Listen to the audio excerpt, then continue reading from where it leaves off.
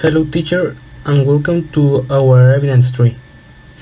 We are going to talk about Module 3, Work, Energy and Rotation Movement. Our team is conformed by Luis, Guillermo, Falcón, Govea, Abdiel, Alfonso, Rincón, Cantú, Arturo, Daniel, Murillo, Espinoza, and Luisa, Angélica, Merino, Flores. Now we are going to start with topic 11, Mechanical Work and Kinetic Energy. Mechanical work and kinetic energy. Work done by a constant force. Work is a scalar quantity equal to the product of the x displacement and the component of the force in the same direction of the motion. Resultant work is the algebraic sum of individual works of each force. With them, there must be an F force being applied. There must be an x displacement and the force should have components along displacement. Here we can see the formulas of work. Kinetic energy. First, we should know what is energy. Energy is everything that can be transformed into work. Now, kinetic energy is the capability of doing work with motions, in other words, mass and velocity. The work energy theorem says that the work done by a net force equals the change in the kinetic energy produced. Power is defined as the rate of work, in other words, how fast we can do work. Here we can see the formulas of each one of the kinetic energy, the work energy theorem, and the power formula. Some examples of work. A lawn mower is pushed in a 20-meter horizontal distance by a 200 N force, directed 30 degrees to the ground. What is the work done by this force? So with the help of the previous formulas, we're going to solve this. The example of the kinetic energy. What is the kinetic energy of a 5-gram bullet traveling at 200 meters per second? And the one of power. What is the power consumed when lifting 1.6 meters, a 70 kilogram thief, in 0.5 seconds? Topic 12, Potential Energy and the Principle of Conservation of Mechanical Energy. Here we have some basic concepts. The first of all is the potential energy. What is this? The potential energy is the capability of doing work given a position or condition. The formula is U equals WH equals mgh.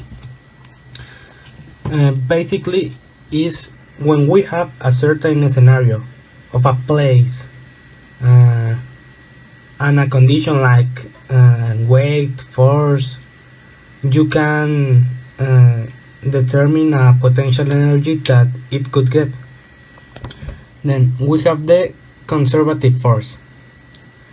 This one basically is the force that does zero work in a round trip.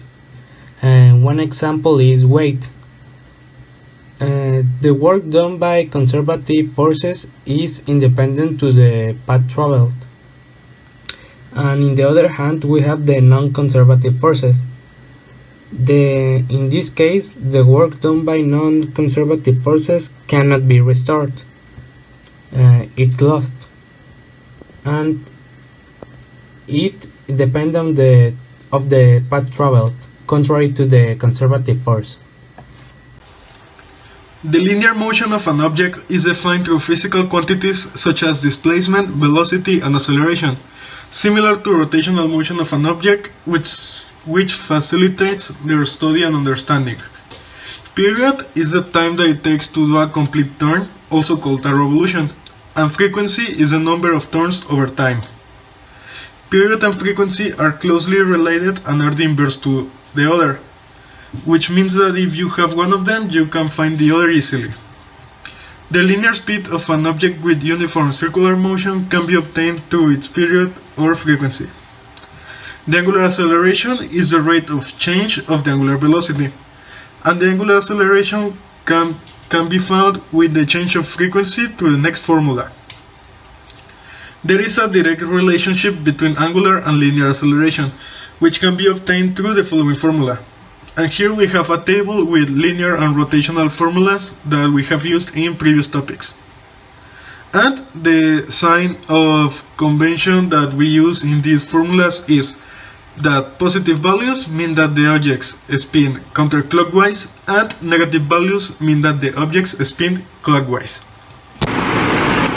Topic 14. Rotational Motion Dynamics. Rotational Dynamics studies and analyzes the causes that produce rotation through concepts such as inertia moment, torque, and angular momentum. Concept of torque and angular acceleration. It is defined as the tendency to produce change in the rotational motion. Torque is determined with three factors: the magnitude of the applied force, the direction of the applied force, and the location of the applied force. The torque is proportional to the magnitude of F and the r distance from the rotational axis. Units of torque are newtons multiplied by meters, or also pounds multiplied by feet. The torque is a vector quantity that has direction and magnitude. As a convention, counterclockwise torque is positive and clockwise torque is negative. Topic 15. Equilibrium from non-functional bodies. Stable and unstable equilibrium. The equilibrium is stable when the object is at rest, without any movement, and it is also known as static equilibrium. Unstable, when the object moves of a constant speed. It is also called dynamic equilibrium. That concludes our evidence 3 for mass and energy. Thanks for watching.